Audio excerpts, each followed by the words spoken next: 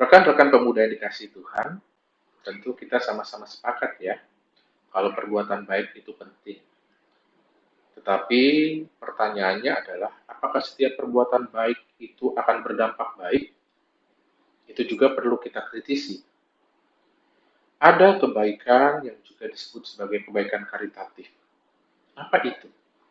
Sederhananya, kebaikan karitatif adalah kebaikan yang langsung memenuhi kebutuhan seseorang.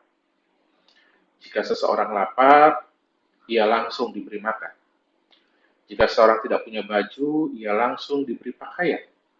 Dan bentuk-bentuk kebaikan langsung lainnya. Di satu sisi, kebaikan langsung atau kebaikan karitatif itu memang perlu, dan dalam situasi-situasi tertentu ia harus segera dilakukan.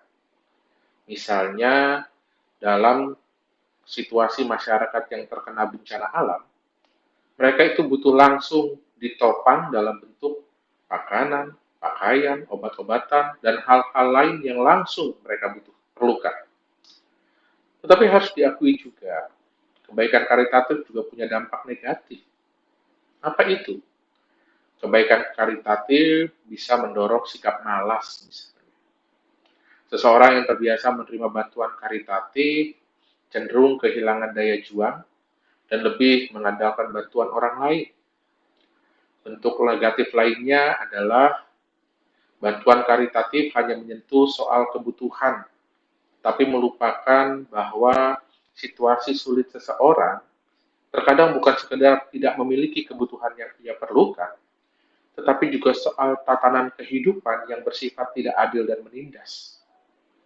Seseorang yang kelaparan bisa jadi bukan hanya karena ia tidak punya nasi dan lauk pauk, tetapi karena juga ia tidak punya akses pekerjaan disebabkan ia dianggap minoritas atau sosok yang dicap jahat, keturunan PKI misalnya. Karena itu kebaikan karitatif sadar tidak sadar juga bisa berperan dalam memelihara pola hidup yang tidak baik, pola hidup yang menindas dan tidak adil. Karena itu benar adanya bahwa tindakan kebaikan, tidak setiap tindakan kebaikan akan berdampak baik. Adapun dalam bacaan Alkitab kita pada saat ini, Yusuf juga melakukan tindakan baik.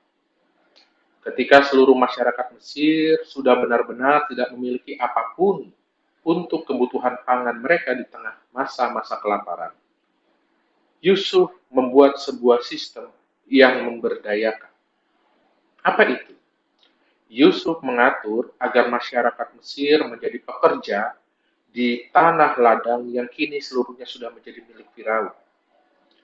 Yusuf akan menyediakan mereka benih untuk bekerja di ladang-ladang tersebut dengan aturan dari setiap hasil panen ladang yang mereka kerjakan, 1/5 akan menjadi bagian milik Firaun dan 4/5-nya menjadi milik tiap-tiap rakyat Mesir sehingga kebutuhan mereka terpenuhi.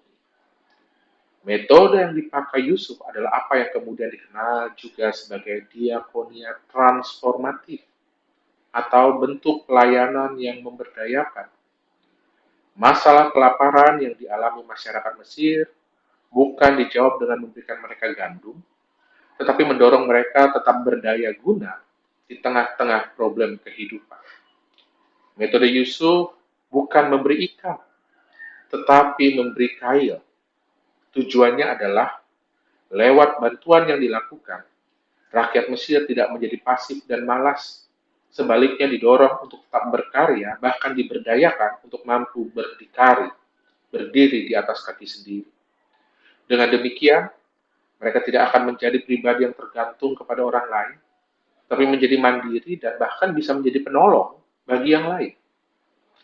Maka rekan-rekan pemuda, melalui pembacaan kita atas apa yang dilakukan Yusuf, kita kemudian mau diajak untuk belajar akan dua hal penting.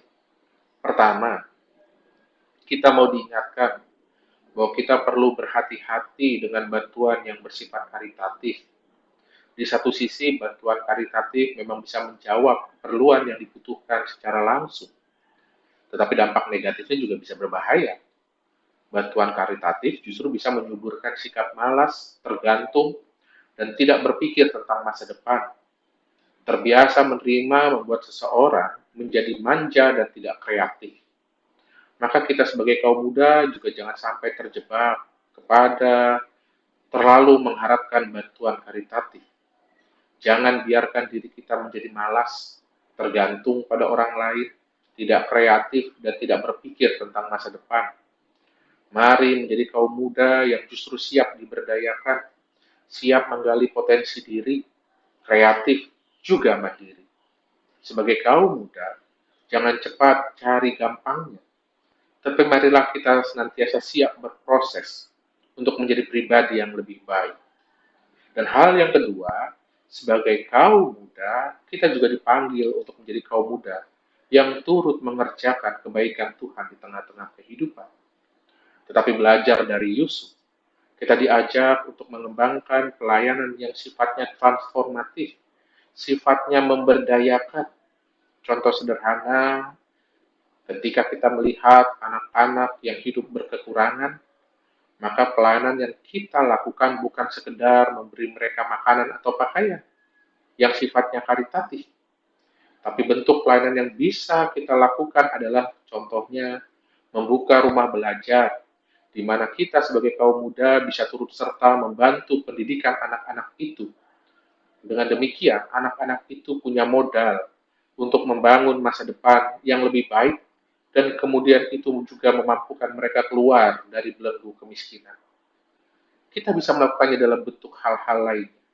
Yang dibutuhkan adalah kesediaan untuk kita mau menjadi orang-orang yang merubah dunia, mentransformasi dunia dengan hal-hal yang bisa kita lakukan, memberdayakan hidup kita, memberdayakan sesama kita. Tuhan memampukan kita. Amin.